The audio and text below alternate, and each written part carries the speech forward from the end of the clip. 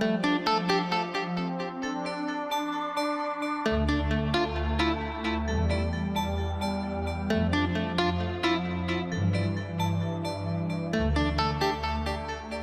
like to welcome you to Consciousness, Creativity, and the Brain, featuring the distinguished director, David Lynch. I'm David Hodge, Dean of the College of Arts and Sciences, and it's my distinct pleasure to welcome you all here this evening. You know, the partnership between the Alumni Association and the College of Arts and Sciences has brought many people to the campus, but I don't think I've seen anyone create more interest and excitement than what we're seeing tonight.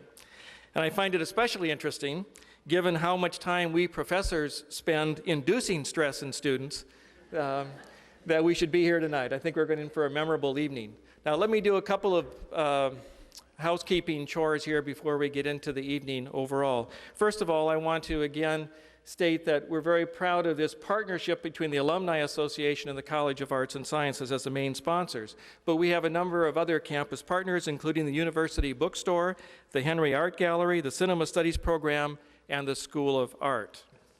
Well, we are here tonight to learn from this astonishing filmmaker, from quantum physicist Dr. John Hagelin, and from neuroscientist Dr. Fred Travis.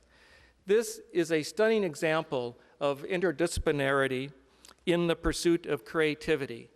And in this pursuit, the college, the university, and Mr. Lynch are united. We are all committed deeply to developing the creative potential of every student.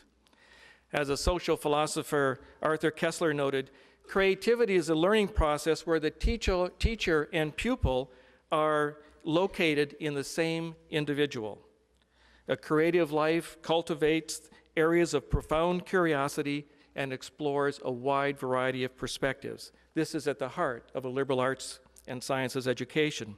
Now, we often make the assumption that real creativity is an exceptional capacity limited to exceptional people. But this view is profoundly mistaken. In reality, we are all born with tremendous creative potential, and we are here tonight to hear more about how to engage that creativity from these exceptional people.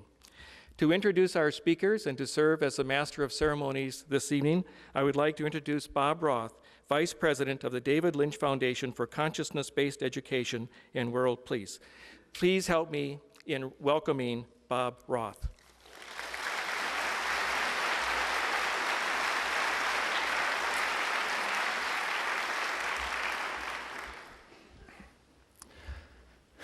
It's great to be here. David has been traveling all over the country, universities, college campuses, and the organization and the warm welcome from the University of Washington has been absolutely exceptional. So thank you very, very, very much. The best, so thank you. David Lynch has a passion for what he calls the doing. He has a passion for filmmaking. He has a passion for painting, for sculpture, for music, photography. And he also has a passion for the big ideas that he captures deep within his awareness that inform that passion for doing, that has created a body of work unprecedented. In fact, The Guardian in the United Kingdom called David Lynch the greatest living filmmaker today. He's created Eraserhead, Elephant Man, Blue Velvet, Twin Peaks, Wild at Heart, Lost Highway, The Straight Story, Mulholland Drive, and sometime soon, Inland Empire. But David has a passion not just for the doing and the thinking, but he has a passion for the being, for diving deep within himself and unlocking that flood of creativity that informs those ideas, that informs that doing. Tonight, we're very fortunate that David has agreed to talk, to answer your questions about doing, ideas, and diving within. But he's not going to talk. You have to ask the questions. He has no prepared statement. There's a microphone there and a microphone there, and you are welcome to stand right now and ask the questions that you want about film, about consciousness, about creativity and the brain. David will be joined also by Dr. John Hagelin, a renowned quantum physicist, and a little bit later by Dr. Fred Travis, an equally renowned neuroscientist and brain researcher. So to welcome David and John, I would like to read a beautiful, beautiful statement that Professor Dudley Andrew wrote in welcoming David Lynch to Yale about a month ago. We welcome you, David Lynch. We welcome your fearless look full in the face. The way you looked at the face of the Elephant Man to get inside. We welcome you, the teller of stories that, whether straight, curved, or twisted, drive deep and downward into the cistern of social experience. We trust you among American filmmakers, for you don't manipulate. Instead, you imagine and discover. We are proud that an individual can have pursued this hard, this twisting highway in the spiritually desiccated and hostile environment of Hollywood. And we are here to learn how you kept your bearings, kept your vision, and kept sharp your probing imagination in that smog of money and illusion. What does it mean to direct? Does it mean to administer? To engineer? You are not an engineer of emotion. As a filmmaker, you are rather a searcher of self and society. Well, here we are, David, right now, at this minute. Direct our attention beyond what we know. We're listening intently. Welcome. Would you please welcome David Lynch and Dr. John Hagelin.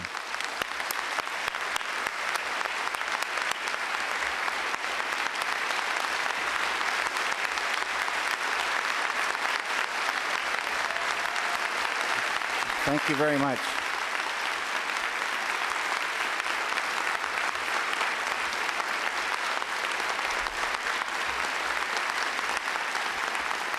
Thank you very much. And I'd like to say hello to the beautiful room right next door, the overflow room. And as Bobby said, I will try to answer questions on film or consciousness or meditation. So if you want to get things rolling. How do you work with your actors? How do you approach, say, a scene? Do you do it through concept, or do you rely on method acting? Okay. For me, the idea says everything. And if you catch an idea, the whole thing is there in the idea. Now, sometimes you catch just a little fragment, but you start falling in love with this little fragment, and it tells you something that you fall in love with. And then, if you are lucky, more come and swim in and hook together, and a story starts unfolding, and the characters start unfolding. So you go by the idea. And when I work with actors, I start a rehearsal, and it doesn't matter where it starts. You just rehearse the scene, a scene that defines the characters in your mind the most. And wherever it is, after it's over, if it's far, far away, you just go and start talking to the actors. And you talk to them, and then you have another rehearsal. And the next one is closer. And you're always trying to think of that original idea, the mood, the character, and talking, rehearsing. Pretty soon it comes, and the actors say, okay, I got it. And once they catch that drift, they're rolling down the line with you, and they're flowing with the things that were in that original idea. That's how it works. Hello.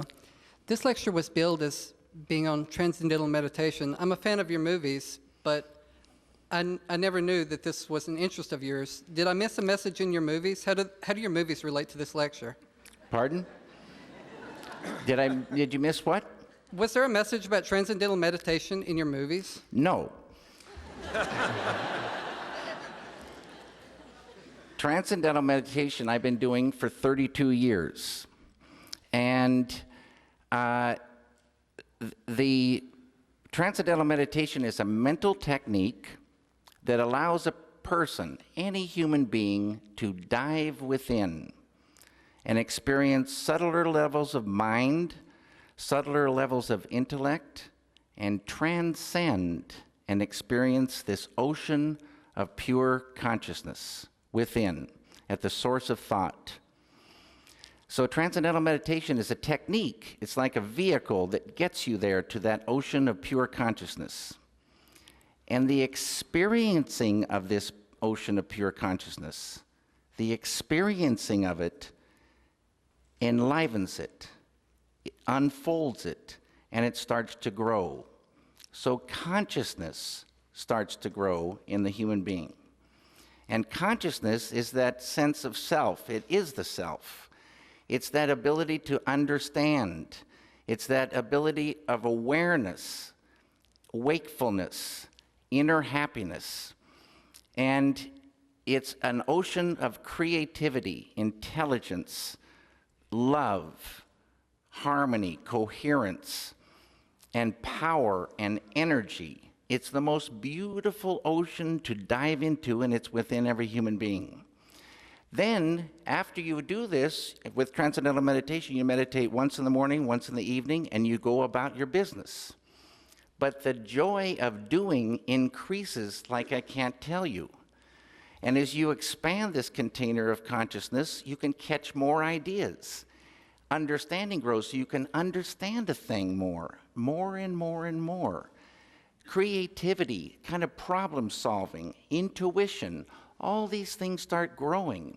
And it's money in the bank for the filmmaker because you can see a thing more clearly. And it sounds strange. Well, you enjoy the doing. That's very nice. I enjoy the doing too.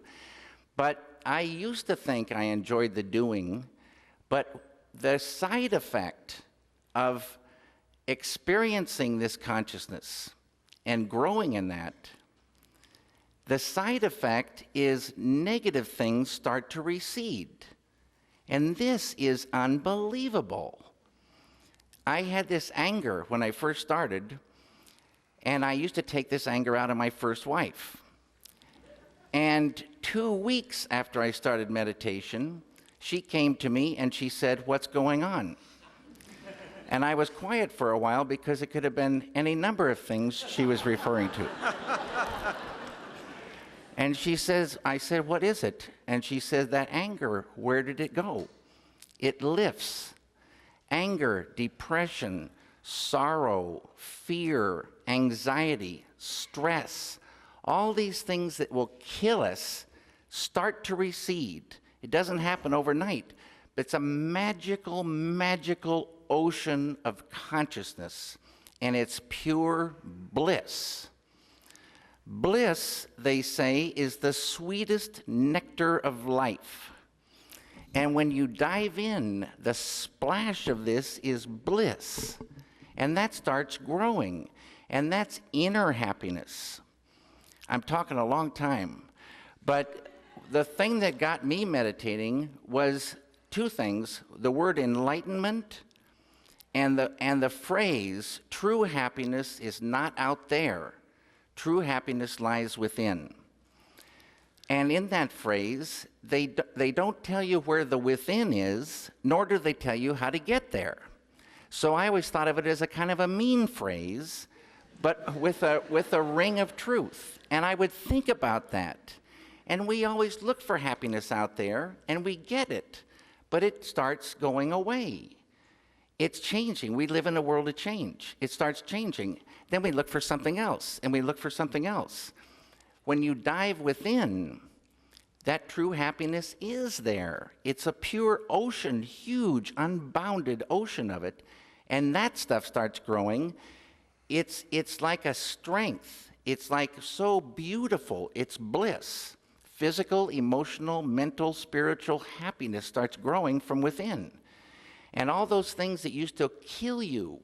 In the film business, there's so much pressure. There's so much room for anxiety and fear. This makes life more like a game, a fantastic game. And creativity can really flow. And it's an ocean of creativity. It's the same creativity you'll hear from Dr. John Hagelin that creates everything that is a thing. And it's us. In Vedic science, this ocean of pure consciousness is called Atma, the self. Know thyself. What is that? You don't know yourself by looking in the mirror. You don't know yourself by sitting down and having a talk with yourself. It's there, within, within, within. It's a beautiful thing. Thank you. I just first wanted to say what a pleasure it's been to meet your warm and lively daughter Jennifer at the Twin Peaks Fan Festivals up here in the summertime. She is a warm and lively girl. My question is, in Twin Peaks, I'm wondering if you recall the moments when you first thought of the idea of these realms called the Red Room and the Black Lodge, and then once you knew that they were going to be in the series, how you went on to develop what their nature would be. I could tell you this story when it first happened. It was a summer day, and I was at a laboratory called Consolidated Film Laboratories in Los Angeles. And we were editing the pilot. And we had finished for the day, and we'd gone outside, and it was around 6:30 in the evening. And there was cars in the parking lot outside the editing room, and I leaned up my hands on the roof of one car, and it was very, very warm. It was not too warm, but nicely warm. And I was leaning there, and the Red Room appeared, and the backwards thing appeared, and some of the dialogue appeared.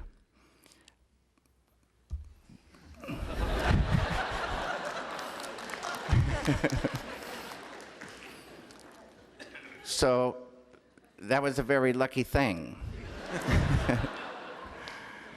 And how things like this fit in, I told this story last night about how you just pay attention to things and an idea will come along in the strangest way. And it's the same thing with Twin Peaks. Maybe some of you heard this story before, but in Twin Peaks, there was a guy, Killer Bob, and he was played by a character named Frank Silva. And Frank was never destined to be in Twin Peaks, never in a million years.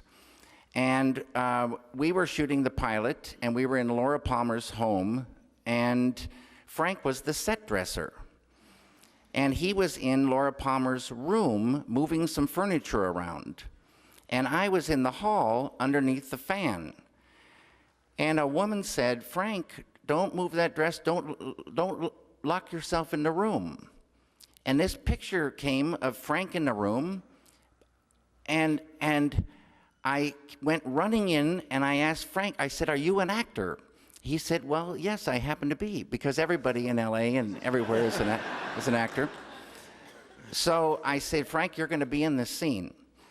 And there was a pan shot in that room, and 2 times I did it without Frank, and then one time I had Frank frozen at the base of the bed.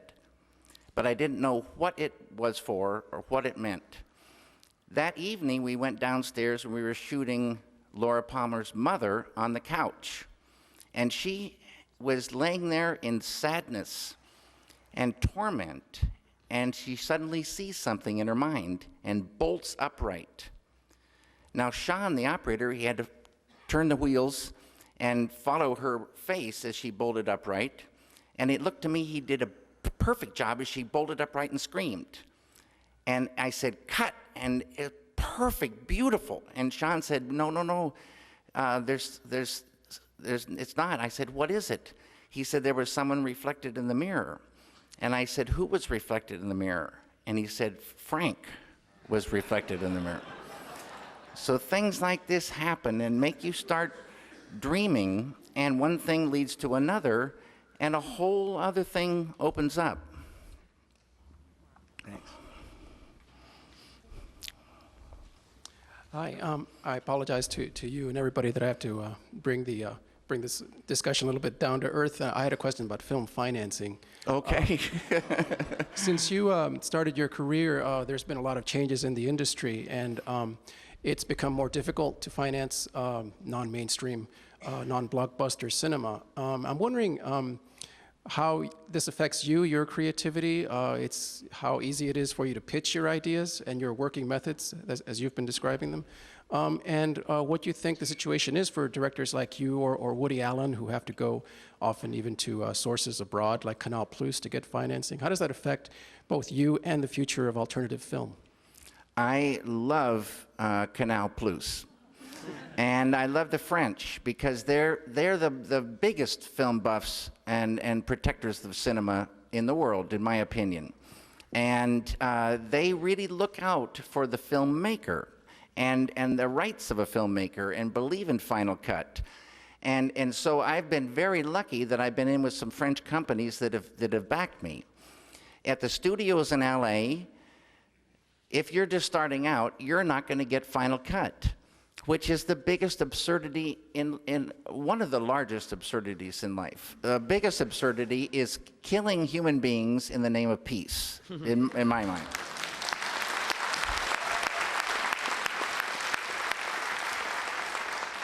But this is an absurdity, a little less, but still an absurdity. When you are a painter and you paint a picture, it's your picture. Nobody comes in. The artist would, throw that person out in 2 seconds to say, I don't like this blue, or I don't like this, or we've gotten some reactions from some people, and we want you to change this. So it's a very big sadness when you don't have Final Cut. It's not your film. How could you even start a project without it? I did that once on Dune, and it was a huge, huge sadness because I felt I sold out, and the film was a failure at the box office on top of that. If you do what you believe in and you have a failure, that's one thing. You can still live with yourself. But if you don't, it's dying twice. It's very, very painful. Now, here's the thing. When this bliss comes up inside, it's not as painful. You can ride through things like this and live through it. But it's killed a lot of people. It's made them not want to make a film again. So what I think is happening, two things. There are lots and lots of tax, things going these days for film financing. There's lots of people out scrambling for money and people trying to put packages together to get you your money. And the price of film is coming down and down because we're in the digital world.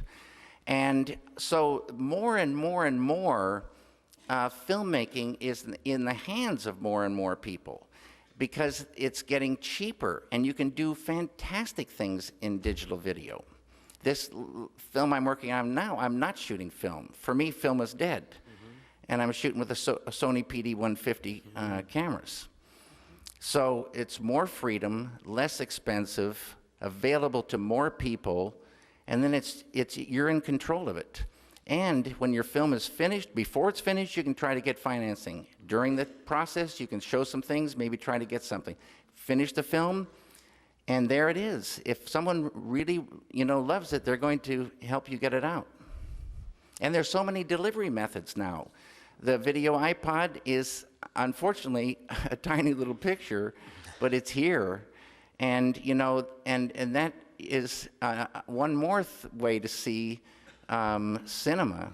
Besides, there's the big screen, DVDs, home stuff, and now the iPod. So there's many ways to skin a cat. I just to follow up slightly on that, but is there ever a case where maybe having obstacles, like financial obstacles, can maybe enhance or spark creativity for you? Yes, restrictions sometimes get the mind going. If you got tons and tons of money, maybe you relax and figure you can throw money at any problem, and you don't have to think so hard. But restrictions, sometimes you come up with very creative, inexpensive ideas. Most of filmmaking is common sense. If you stay on your toes and think how to do a thing, it's right there. And, what I said before, this ocean of pure consciousness within, an ocean of solutions. An ocean of solutions. Intuition is like a solution. Intuition is seeing the solution, seeing it, knowing something. An ocean of knowingness, knowingness. You experience it, it's a beautiful, unbelievable, just knowingness, pure, vibrant knowingness. Bliss. Solving problems. Way easier you go through life. Hello.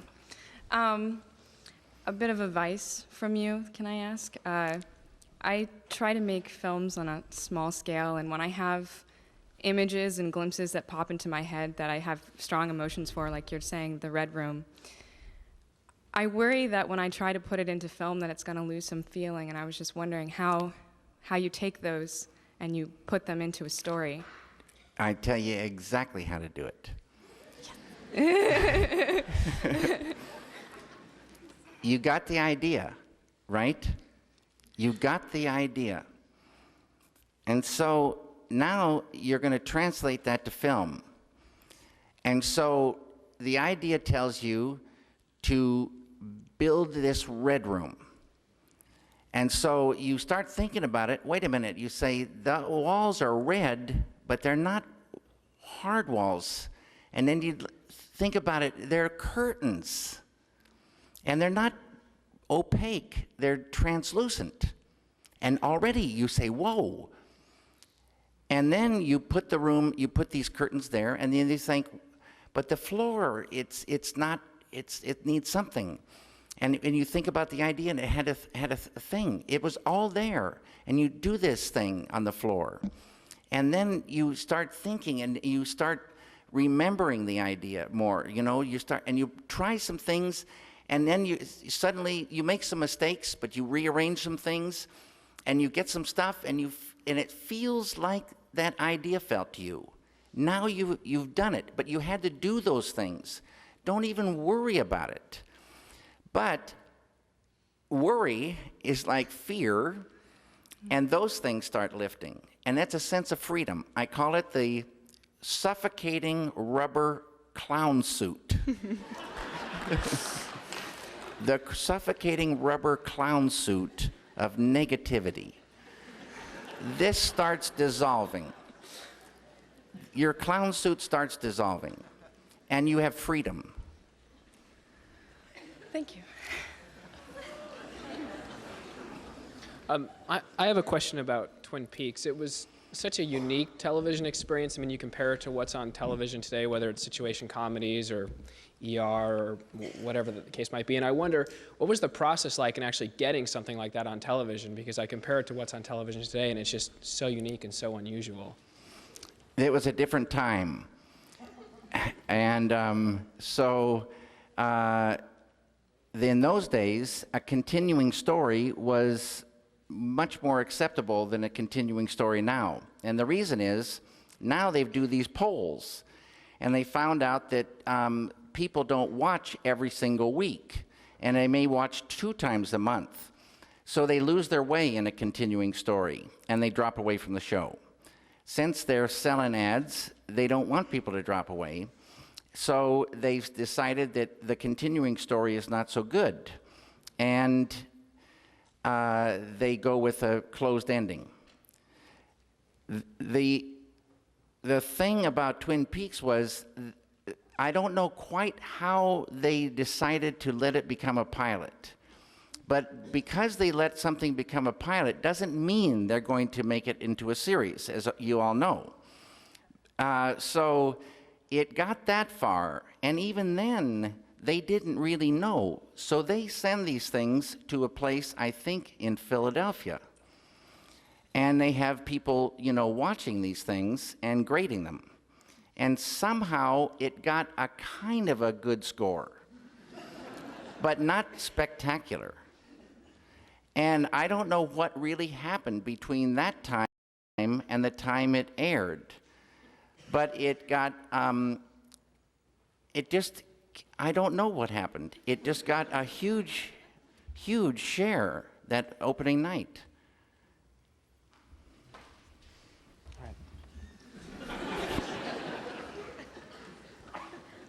You were talking about meditation, using it to obtain bliss and... Using it to what? Obtain bliss and solve problems and have the flow of creativity. And I meditate, but I also find that I obtain that more through dreaming. And how would you relate meditating to dreaming? And do they have a correlation to you, or would you say? Not really.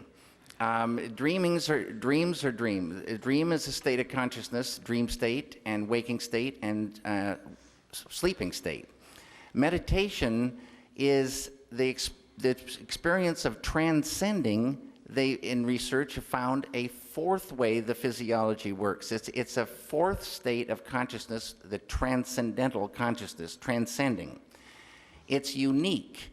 It's not like dreaming. It's not like waking. It's not like sleeping. It's unique. And I didn't know what it was going to be. I just knew I wanted it. And I went down to the center where I learned, and you get a mantra. And you learn how to use the mantra. A mantra is a very specific sound, vibration, thought. And you sit comfortably with your eyes closed and start this mantra. So I went taken into a little quiet room to do my first meditation. I sit down, close my eyes, start that mantra, and boom. It was like I was in an elevator and they snipped the cables. Just down into pure bliss. So familiar, but so unique, so powerful. And I was just in there, and the teacher came and she said, "It's time to come out. It's been 20." I said, "It's been 20 minutes," and she shh, because other people were meditating. And I just was so beautiful. And this beautiful process unfolds more and more and more. But then, if you love dream logic, and I love that idea of dream logic, you can understand or catch that drift more, and you can still the appreciation for things grows. The understanding and appreciation and clarity of things grow, so you can appreciate what you used to appreciate more, and even appreciate what you didn't even like before. It's the weirdest thing. Sort of like you just can't believe you're sort of appreciating that thing. You may not want to do that thing, but you sort of have it's okay, it's a kind of cool or whatever, you know what I mean? Thanks. Let's say you have a talk with yourself and you discover the root cause of one of your most troublesome problems. What do you do with that information once you've acquired it? You've discovered the root cause of one of your worst problems. Yes, like a really bad habit or something similar. It doesn't make it go away because you discovered it. Right. You just know about it. And, but that's halfway there. And like they say, knowing that you have a treasury in your basement is pretty important. If you didn't know, you would never find it. And so knowing that, then you can make a choice to go down into the basement and get your treasury. And so, but the problems, wishing them away and talking about them, for me, doesn't make them go away. It's like the thirsty man with the glass. He needs water, and the imagination doesn't cut it. And wishing doesn't fill the glass up. You got to give him water, and then watch what happens. The thirst is quenched. And how I'm saying it's over and over again, but it's sort of what this night is about. There is this place that we can dive to, and that problem, you know about it or you don't know the real root cause of it. It can dissolve. You don't have to be stuck with it. You don't have to go through life with one-size consciousness. Consciousness can expand. And it brings so much good things with it, so much. And information is information. And if your consciousness, if you have a golf ball sized consciousness, you can cram it with this stuff, but the ball doesn't grow. The ball grows understanding, easy to take in, fun to take in information, thirsty for knowledge, the container's growing, understanding. And bliss all along the way, problems are going. It's a real thing. Thank you.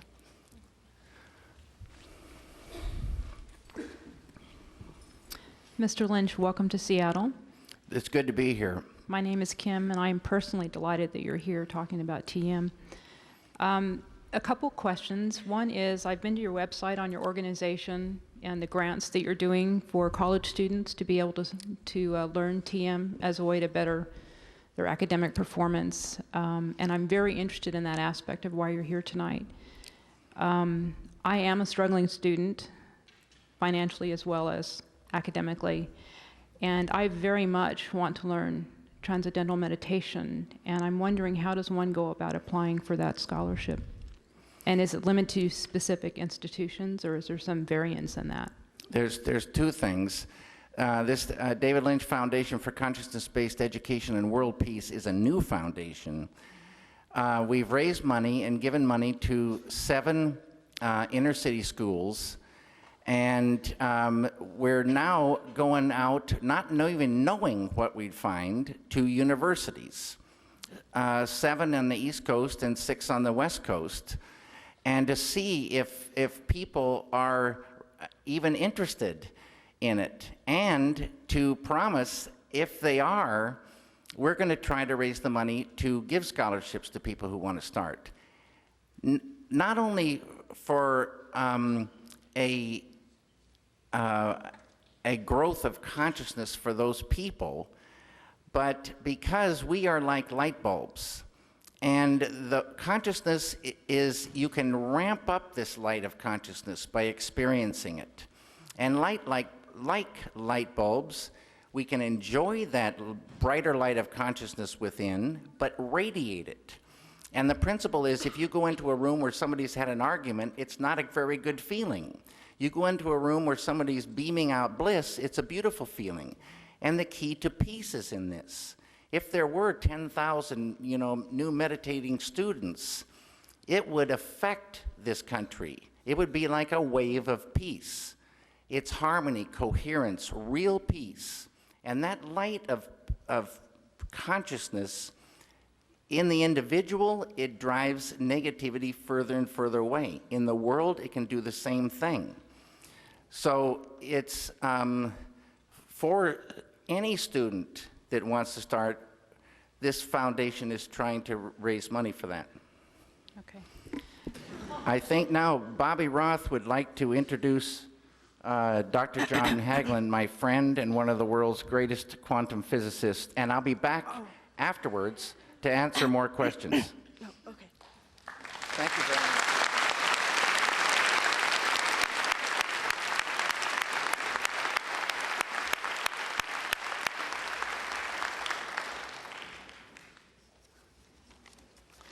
Dr. John Hagelin is a renowned quantum physicist, educator, author, and public policy expert, and president of the David Lynch Foundation for Consciousness-Based Education and World Peace.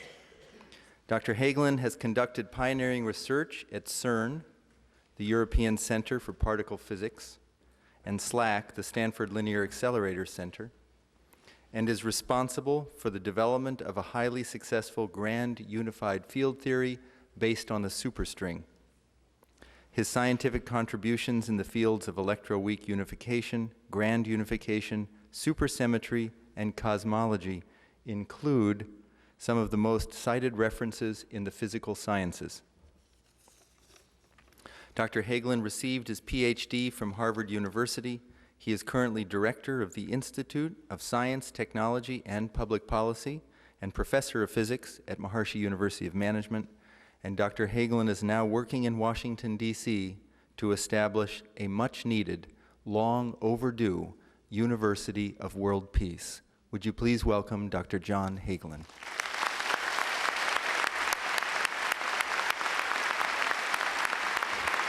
Thank you very much. Thank you so much. It is wonderful to be here. I'm not normally shy of public speaking, but David Lynch is a very tough act to follow in many ways. He's got this $1 million coiffure, which makes some of us feel follically challenged. And he speaks with such beautiful, poetic lucidity about an experience of pure being, transcendental consciousness, which is often very, very tough to describe. I wanted to just share a few scientific perspectives on what this experience is, noting that this experience of unity at the basis of life's apparent diversity is not a new experience. It is the core experience of every major tradition of knowledge and every major spiritual tradition on earth. Is this field of unity fact or fiction? From the standpoint of modern science, we can now corroborate the scientific truth of unity. In fact, if I had to describe in a sentence what the conclusion of 300 years of modern scientific research is, it's that the universe is superficially complex, but fundamentally simple, superficially diverse, but fundamentally unified. As we scratch deeper and deeper beneath the obvious surface of life, past the cellular and molecular and atomic and nuclear and subnuclear domain of quarks and leptons and electroweak unified and grand unified and super unified scales, surface diversity, stage by stage, transforms into fundamental unity. The four forces of nature, gravity, electromagnetism, the strong and weak nuclear forces, superficially diverse, are fundamentally one. And all the particles on which they act, the quarks and leptons, are also one. So in the context of today's so-called superstring theories, all of these fundamental forces and particles that comprise the universe are just ripples on one universal, all-pervading ocean of existence, ripples on a unified field. Its mathematical understanding of the fundamental unity is a very creditable and fascinating achievement of modern theoretical physics, but this understanding of unity is not reserved to a handful of mathematical physicists. Again, it is really a cherished experience with long-developed traditions of meditation that have been refined over the ages to make the experience of this fundamental unity as efficient as possible. In a nutshell, a meditative state, the meditative process, is one of turning the attention within, normally directed outward, but turning the attention within to experience earlier stages in the development of a thought, or finer levels of the thinking process, subtler levels of mind, corresponding to the experience of subtler levels of nature. Then at the culmination of that inward march of the mind, the subtlest impulse of thought is transcended, and this field of pure wakefulness, pure, abstract, unbounded consciousness is what remains. The self, pure subjectivity, wide awake within itself. And there's one other way of understanding this process, which I think is very helpful. In waking consciousness, from the moment we wake up, the moment the alarm goes off, the moment we realize we're late for class, the whole sequence of events throughout the day is simply the awareness of one thing after another until we collapse into sleep at night. So in waking consciousness, this broad comprehension becomes sharply focused on particular objects of experience. This thought, this emotion, this object, that object. Meditation is a process of taking that sharply focused comprehension and allowing it to retire, to relax, and to expand, to comprehend bigger and bigger wholenesses, bigger and bigger wholenesses, bigger and bigger wholenesses, until unbounded awareness, the direct cognition of the wholeness or unity of life is perceived. Not surprisingly, this mode of experience, which is absolutely the opposite of waking consciousness, which is, again, narrowly focused, sharply localized attention, versus this unbounded awareness, that unbounded awareness has its own style of brain functioning. In a few minutes, we're going to see a very brave student is going to come up here. Let us take a look under the hood, so to speak, at what is happening when he sits and meditates for a few minutes in front of an audience of about 1,000 people.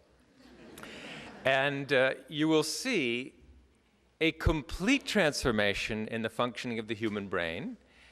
And that transformation, most striking transformation, is described by what is called global EEG coherence, which means the entire brain begins to function synchronously, in concert.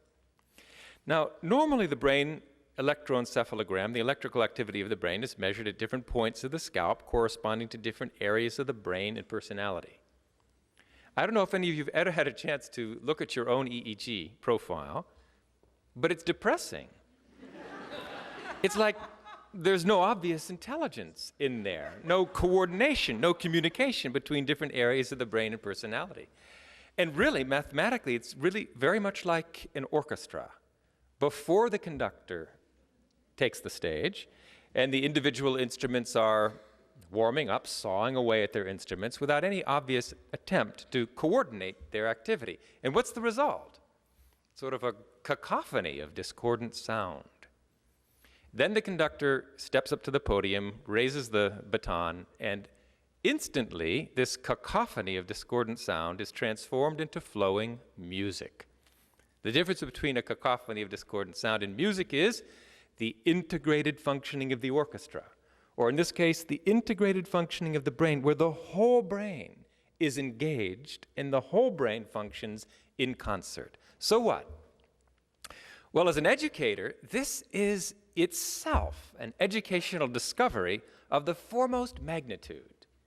Why? Because EEG coherence, orderly brain functioning, correlates with rising IQ, increased intelligence, increased creativity, improved learning ability, short-term and long-term recall, increased psychological stability, improved emotional maturity, enhanced moral reasoning, more alertness, faster reaction time. Everything good about the brain depends on its orderly functioning.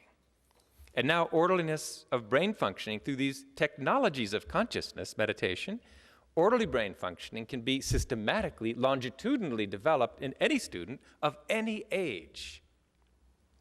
And that's remarkable. See students become noticeably brighter, noticeably more intelligent, noticeably more creative, measurably so, month by month, year by year. And it obsoletes what has been a depressing philosophy of human development. The principal view of human potential is that we peak in some respects at about 12 years of age, where the neuronal connections are maximum, and then we start to undergo a slow and torturous decline in raw intelligence with a substantial shrinking of our gray matter by the 30s, precipitous shrinking of the brain by the 40s. Now, when you get to be 51, we like to say, well, we more than make up for that with our maturity and experience and wisdom. But the whole thing is pathetic and fortunately wrong. The brain is remarkably plastic and malleable. It has the capability of forging new connections and growing in intelligence and competence throughout life. So I believe that this meditative experience or holistic experience, or sometimes called traditionally spiritual experience, is crucial in education for the balanced, full development of the human brain. Now, the problem with education as it exists today is it focuses on specific facts of knowledge. It's really all about content, fact-based education. And if you're studying physics, that engages this part of the brain, or mathematics, this part of the brain, or the arts and music, this part of the brain. But nothing in the curriculum today engages the total brain and develops the brain holistically. As a result, our naturally broad comprehension, which we have as young children have this global EEG coherence, but they start to learn, it's a good thing, to focus that broad attention, first to recognize the face of their mother, and then later to recognize and manipulate the environment more and more effectively. And then in school, you gain better grades by focusing more and more sharply until you get to the master's level, where you start to realize you're learning more and more about less and less. At the doctoral level, you become the world's greatest expert in nothing. My doctoral dissertation is called Weak Mass Mixing, CP Violation, and the Decay of B-Quark Mesons. How many have read it? Yes, almost everybody. The specialization isn't the evil. The evil is not taking a few minutes with a little bit of guidance to withdraw that comprehension temporarily from those narrow boundaries of perception and learning, to expand that narrow-minded nationalism and narrow self-centeredness, expand it to comprehend greater and greater wholeness, to become more global in our thinking, global citizens with unbounded awareness and maximum breadth of comprehension. That's what we lack in education. And it's so easy to add, and adding it develops the brain.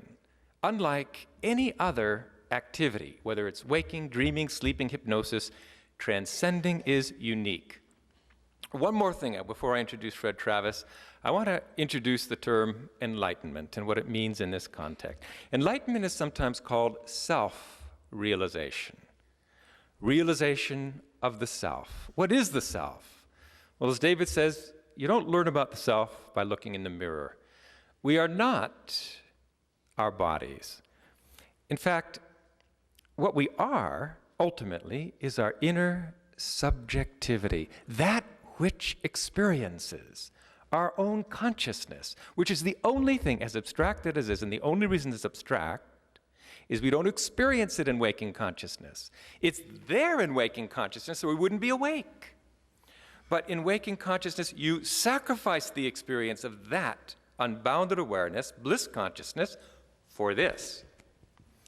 So that unbounded awareness is the only thing about us that has never changed.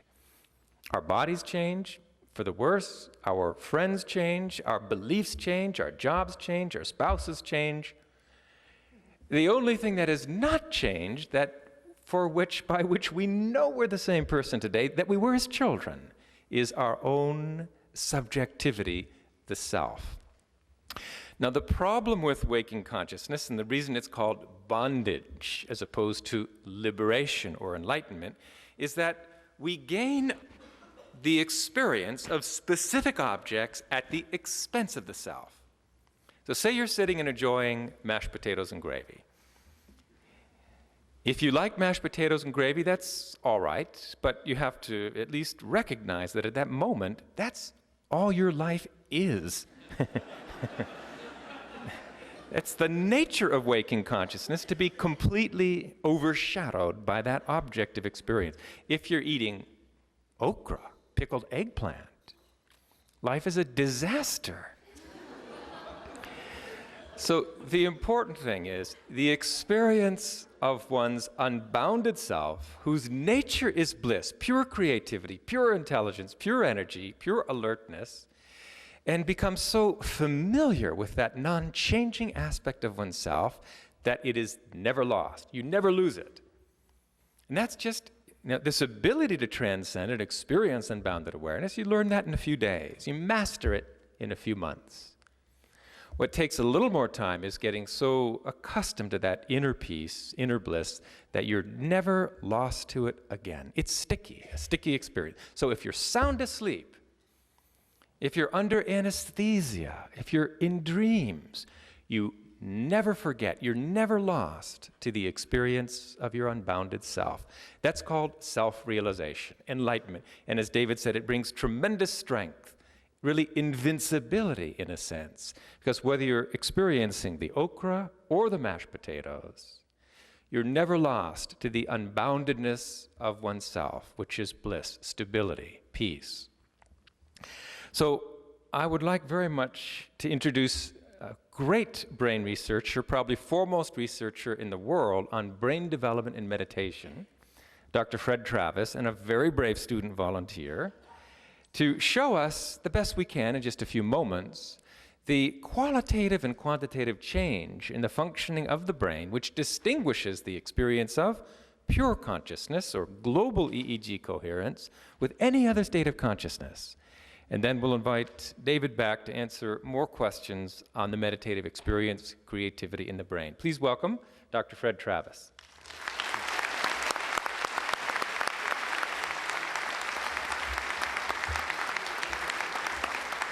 Excellent.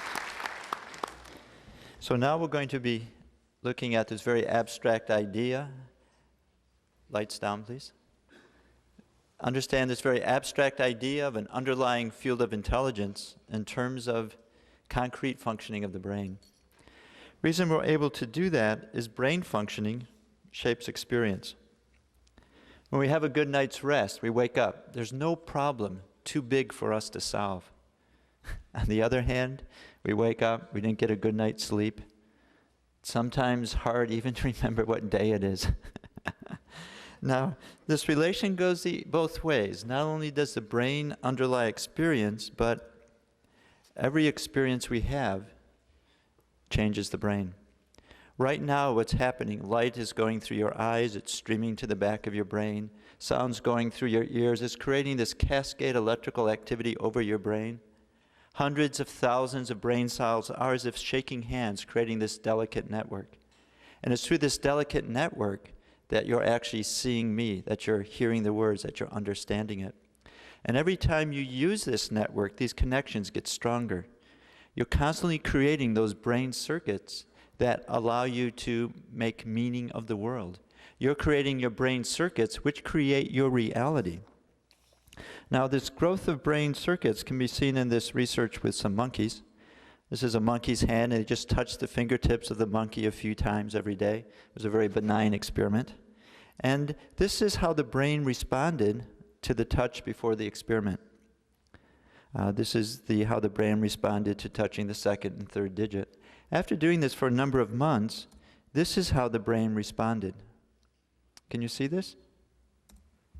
What's happening is now there's a greater part of your brain which is responding and processing what's coming from, in this case, the fingertips.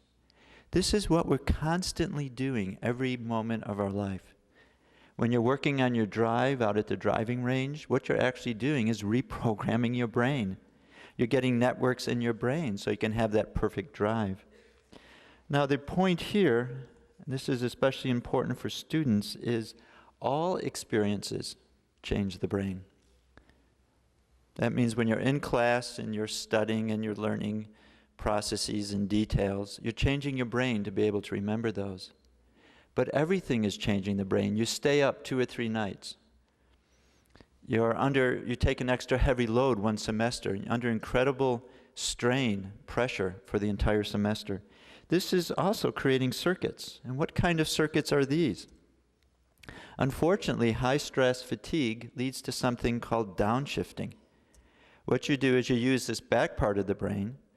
This is the screen of the mind, just like the screen here, which is having the PowerPoint slides on it. There's a part of your brain where what's going on right now is just constantly cycling. And your motor system is active. What you do is you're able to see the world, respond to the world. This is a stimulus response mode of functioning. This is what happens when you wake up, you open up one eye and you look at the clock. Oh no, you're late. You jump up, you get dressed, you run to class, you sit down, and you forgot your homework. Or maybe you stay up all night studying, and you go to class and you go to sleep. What's happening is under this type of thinking, you're leaving out that part of the brain which does the judgment, the planning, the decision-making, this frontal executive system. This is the CEO of your brain. This is where David Lynch is in your brain. All the possible inputs that can happen come to the front part of the brain, and it makes into one very beautiful output. What happens under high stress is this part of the brain is not connected in. the circuits that you're making actually ignore this part of your brain, as we see here. This is looking at brain metabolic rate, just how active the brain is. This is looking at the bottom of the people's brain. So here's the front, here's the back, their noses would be here. This is a normal person. Now, this isn't a student over here. This is actually a violent criminal. And what you're looking at is functional lesions. That means when the criminal is thinking, these parts of the brain are not very active. What's done here is a threshold is put on the activity of the brain, and if it's too low, it just doesn't show it. So what we see here is there actually is brain tissue, but this part of the brain is not engaged when the person is thinking and making decisions and interacting with the world. There was a question about abuse and what that does to the brain. This is what it does to the brain. This is actually due to very high level of mental, physical abuse, drug violence like that. So what can build frontal circuits? Transcending. This process of taking the mind from point value boundaries to quieter and quieter levels of mental functioning to that state where the mind is completely silent. What we find is the frontal areas of the brain are actually activated. They're more integrated. And by doing this over time, you bring this out into activity. So the violent criminal here, once they learn to meditate and start activating these areas, will actually be looking more like this. We haven't done that research, but we have done looking at their performance. And prisoners, well, number one, when they leave prison, they don't come back.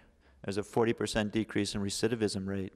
They just stop violating rules in prisons. They begin to act more as though they're thinking and planning in a very thoughtful way. Okay, enough talk. Let's look at EEG. Here we have Shane Zisman. Let's give him a hand.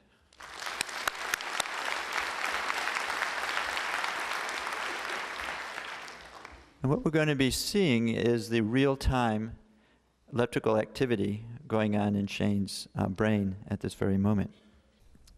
Very good. So this is Shane's brainwaves right now. Now this very front top, that's over the eyes. You can blink 3 times, Shane. 1, 2, 3. Very good. This is a signal coming from the movement of the eyes. It's actually on the outside of the skull, and that's why it's so much higher above the EEG. Now, what we see here is Technicolor, but Shane's brain is not in Technicolor. And here we see a brain laughing here. Let's look at just one signal, and that will help us go more deeply into what is happening inside. So what we have here is, this is from the front of the brain. Now this is a second here. You notice this very fast activity going on. It's going up about 20 times per second. This is the fast activity of the brain processing, thinking, experiencing. We're going to add one other signal. This one is going to be in the back.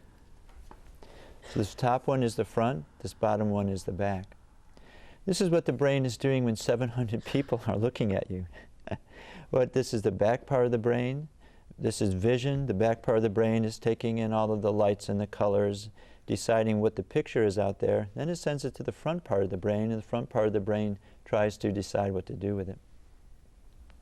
Now the point I want you to notice is just how different these two signals are.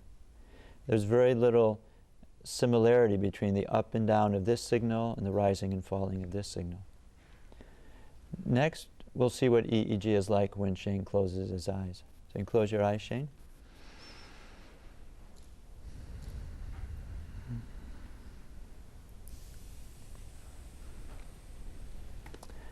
This is very good. Notice, now this is the back. Remember what the back was?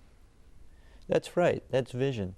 Everything that falls on your retina actually streams to the back of the brain and keeps this part of the brain really, really active. All Shane has done is close his eyes. You've cut all that information going to the back of the brain. This is what you see. This is rhythmical alpha activity. It goes up and down 8 to 12 times per second. And this is a signature of the brain which is restful and alert. This part of the brain isn't processing anything. The eyes are closed, but you're awake. You can process, you can think. Notice up here in the front, the EEG is still very fast, it's very active. That's because even though the eyes are closed, this whole mental chatter is still going on, thinking, evaluating, like that. So you can open your eyes again, Shane. What we'll do now is we'll start from eyes open, and then we'll have Shane close his eyes. He'll begin transcendental meditation practice. What I want you to do is particularly look in this top lead, the front. We'll begin to see that signature of restful alertness, that alpha activity in the front of the brain. Good, Shane, so you can begin TM practice.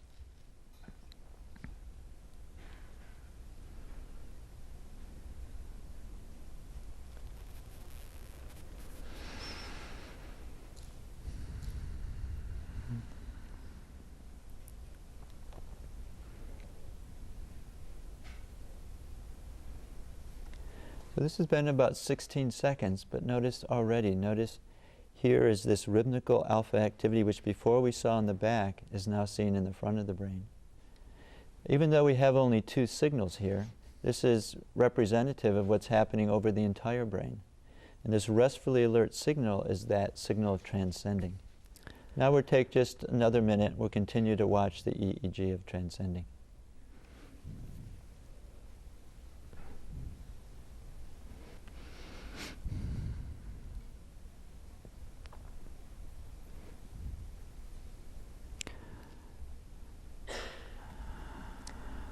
Notice this, notice the amplitude, notice the amount of this, the density of this activity in the front, also the back.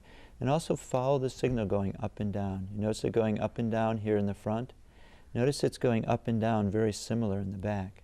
This is what coherence is, when the rising and falling of the signal in one part of the brain correlates with the rising and falling of the signal in another part of the brain. This is that mark of total brain functioning, that mark of restful alertness, where there's silence, there's wakefulness, and this becomes the basis for clearer thinking. Very good, Shane. So now you can stop meditating.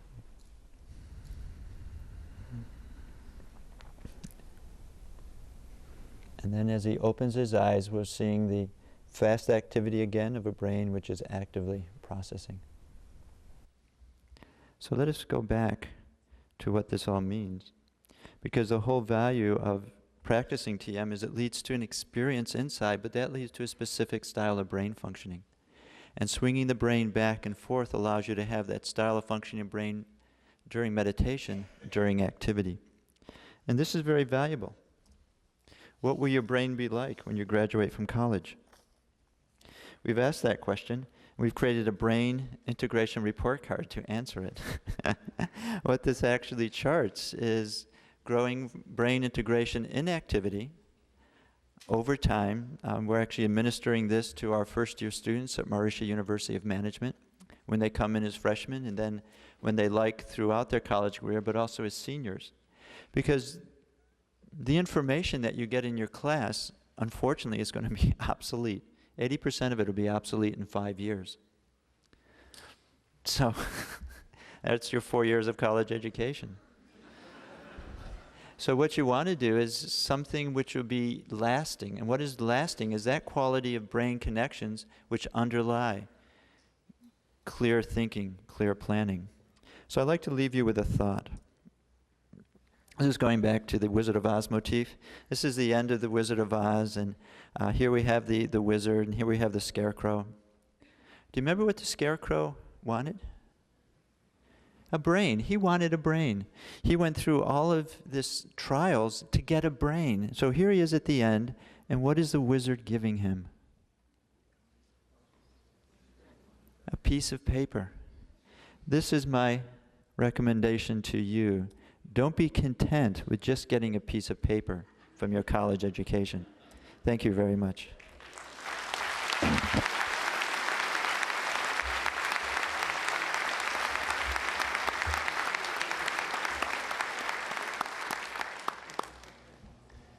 Thank you very much, Shane. Thank you very much, Fred. I'm going to invite David back up in a moment to finish taking your questions on film and meditation and creativity. You know, it takes a bit of a trained eye, I realize, to kind of see this thing about 2 different areas of the brain moving in sync like this. But it's amazing when you do see it. It's not something you find in any state of consciousness apart from this state of unbounded inner wakefulness. And when that happens, when the whole brain is engaged and functions in an integrated way, you're enlivening the brain and personality holistically, including parts of our person, parts of our mind and body that are never used or rarely used. And we saw this in maximum security prisoners with the so-called functional holes in the brain. Those holes in the brain were up here. This is our CEO, supposed to be our rational filter against primitive, aggressive, impulsive, violent behavior. You can take an inmate who is, with severe, not well-adjusted socially, with a tendency to go back to prison again and again, and you can teach them something as simple as this technique to dive within and experience the true nature of the self. And very, very quickly, the brain restores its balance functioning, and the bottom line is, in this case, people don't go back to prison. I just want to share one really, really short but incredible story which left a big impression on me. This is a French-speaking country in Africa, Senegal.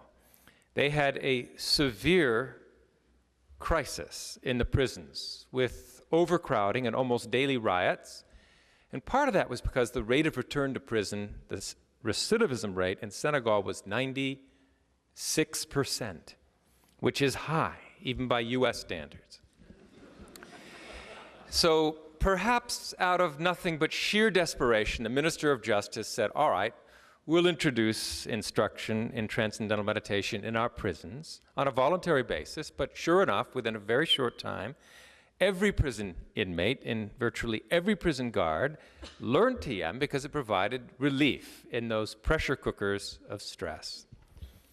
What happened was within 14 weeks, the rate of return to prison dropped from 96% to 6%. And within about 4 months, a third of the prisons had closed through lack of customers. And there's the most incredible videotape of the president of the country seated in the Minister of Justice on national television, weeping in front of a national audience, saying how this very simple intervention transformed criminal justice in the country and really transformed the state of law and order in the entire country. So what David is doing right now with this foundation for consciousness-based education and world peace has potentially tremendous repercussions. He's trying to bring the experience of transcending to any student who's interested. Elementary school, junior high school, college, graduate school. And we're starting, for example, at American University in Washington, D.C., where we were a few weeks ago. 500 students are starting there. It's going to be 4 credit, and as part of a university research project on improved student performance, student happiness, student health, and also reduction of what's called ADHD and many stress-related learning disorders, which are very present at the college level today and an epidemic among younger people. And so far, there hasn't been a real cure for it apart from medicating the kids, hoping they'll behave, with no real knowledge of what the long-term side effects of these psychoactive drugs are.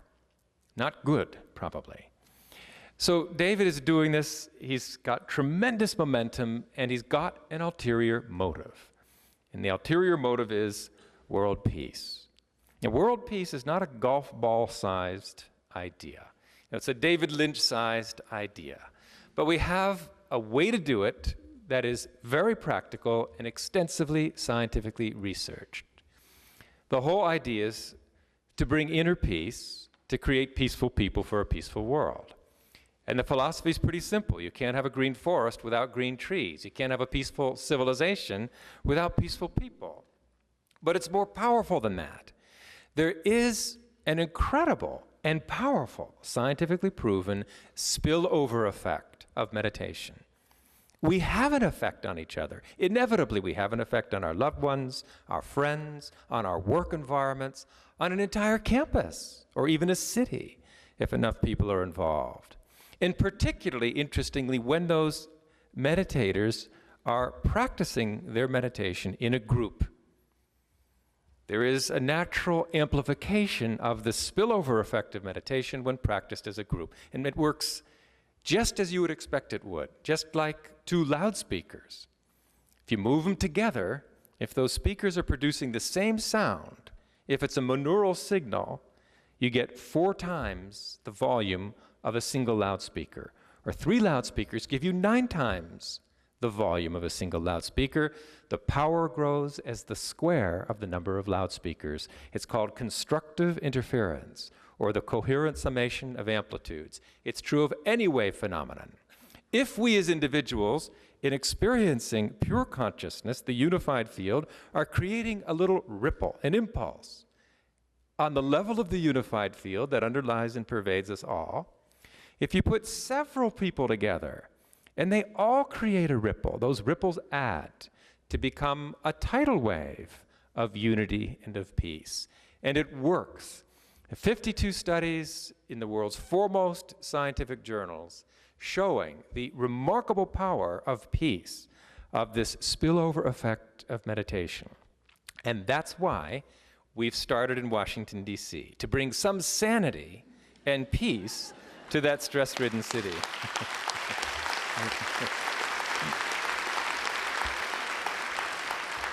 So just to summarize, this 500 starting at American University and neighboring universities in Washington, D.C. is building to become a university of world peace. To counterbalance this global proliferation of military academies and graduate war colleges, all dedicated to advancing the art and science of war. Now, in my opinion, long ago we came to the point of diminishing returns when it came to advancing the science of war. So let there be one university, at least in the world, dedicated solely to the prevention of war, to the promotion of peace, and to creating a new profession in the world, not a soldier, but a professional peacemaker, people with the ability and responsibility to prevent war and to promote peace. So this is what we're doing.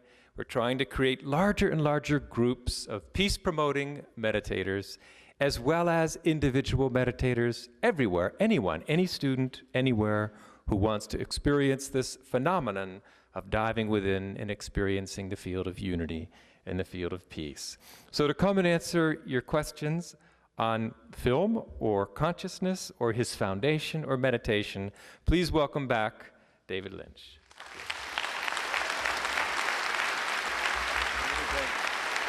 Thanks, John. How y'all holding up? Good, I hope. Yes. I have a 2-part question. In what ways has transcendental meditation unlocked and affected your own creative side in being a successful director, painter, and photographer?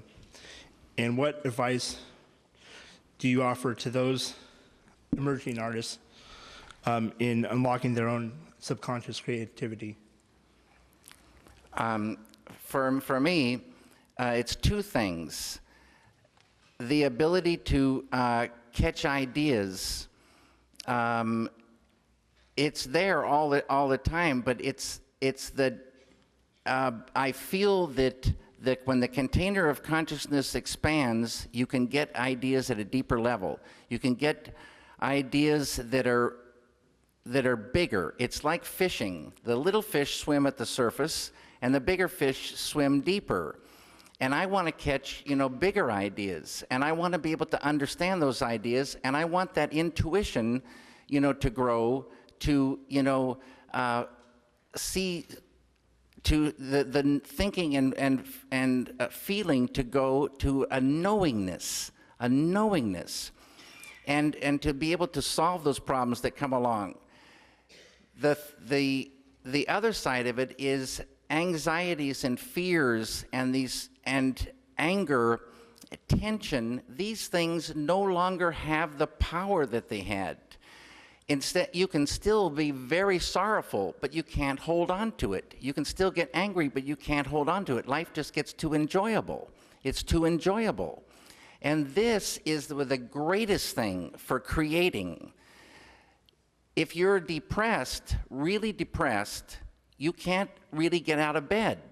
The world is dark, it's horror.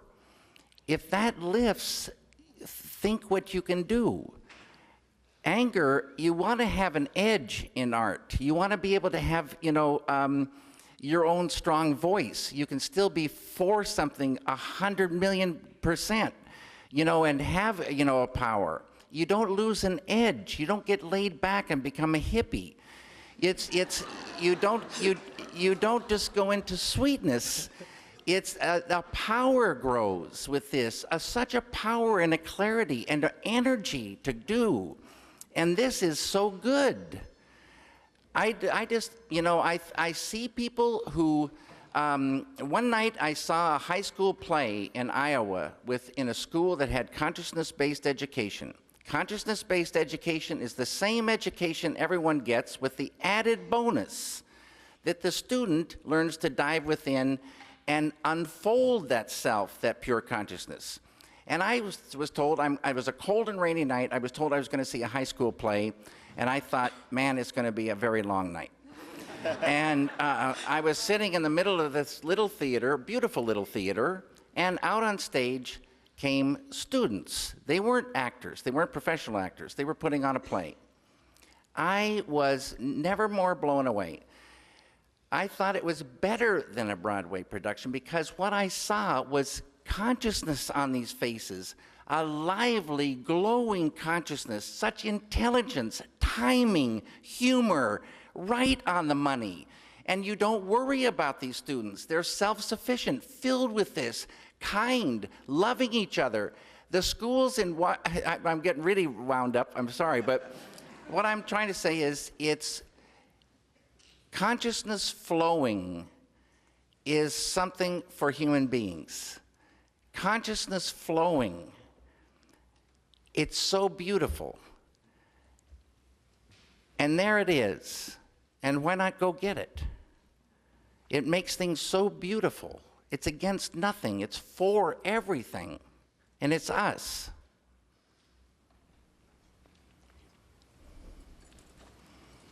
Hi there, my name is Margot. I'm an artist, so I've been really curious about where ideas come from. And I've been doing some reading on creativity that it sounds like I've been reading about the same things that you're talking about. I've been looking at a guy named Rolf Foste, who talks about theta state. I think it's similar to what you're talking about. He says it's where the brain is humming between 4 and 12 hertz. Just you're on the awake side, but you're very low down there in the energy. And he was saying there's actually so many ways that you can get into that state. He talks about meditation. He also talks about, the surrealists use drugs. Thomas Edison would lie in his chair with ball bearings in his hand, and if he fell asleep, the ball would hit the pie pan underneath and make this noise and get him back on the consciousness side. But I was wondering if you'd found any other ways to enter into theta state besides the meditation. Once I had my first meditation, I realized that one day while I was daydreaming, I had transcended, because my first meditation was similar, but my first meditation was more powerful than that, but it was the same sensation of transcending. People can transcend without transcendental meditation, but with transcendental meditation, you can transcend. They don't know how, I didn't know how I transcended that before. Mm-hmm. This way you transcend many, many times, or long times, every single day, rain or shine, no worry about it. It always happens. It's a technique that will get you to that ocean of consciousness. Mm-hmm. That's transcending, experiencing that deepest level. Now, I would like to ask Dr. Fred Travis to comment on the drugs for the same experience, or the 12 hertz thing, because I don't know, and I got to. Thank you. Yeah, I was curious because I'd had that too. I used to live in Italy, and they'd have a huge pasta meal in the middle of the day, and afterwards I would just be like in food coma on my desk, and I had so many ideas at that time of day, and then I didn't realize. I know pasta isn't transcending. It's awfully good. Now, they say you can transcend on any sense. And so if you maybe chewed pasta for many, many years and got it refined and refined and refined, you would transcend on the sense of taste. But let me ask Dr. Travis. So just shortly on the drugs, the use of drugs may give you the awareness that there's something more, but in the process of having that experience, what it actually does is it injures the nervous system, so it takes you further away from having that experience in an innocent way. In terms of Thomas Edison, this experience that we experience between thoughts during transcendental meditation is an underlying field which underlies all states of consciousness. So actually between waking and sleeping, you go through that, between sleeping and dreaming. Many great artists, maybe many people here have had insights just as they're waking up from sleep. You're coming from a whole different place at that point. And actually it's interesting, the EEG, what the brain is doing at their junction points looks similar to what happens during TM. And why is it that the mind is able to have ideas when you're in that state? Because that's the curious part about it. Because the ocean can have waves. So that field of unity can also rise up in waves. Thank you.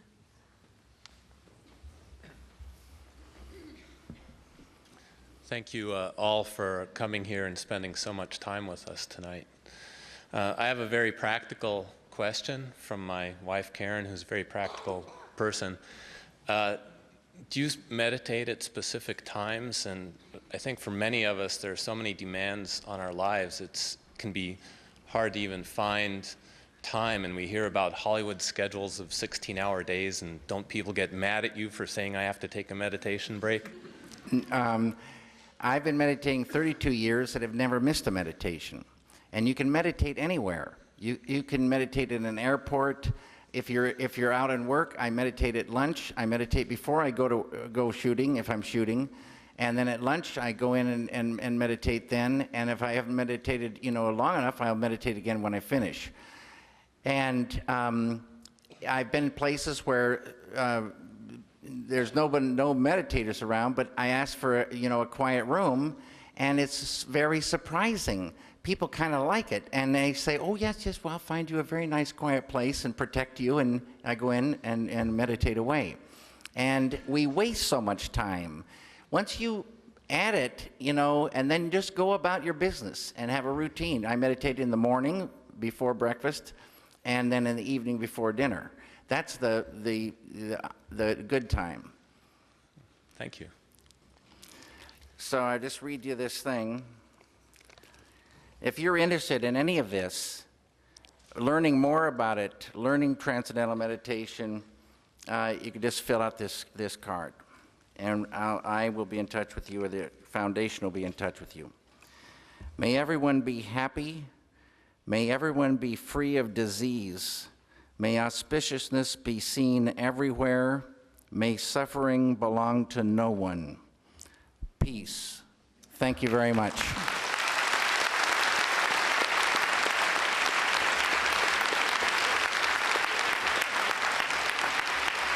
Thank you.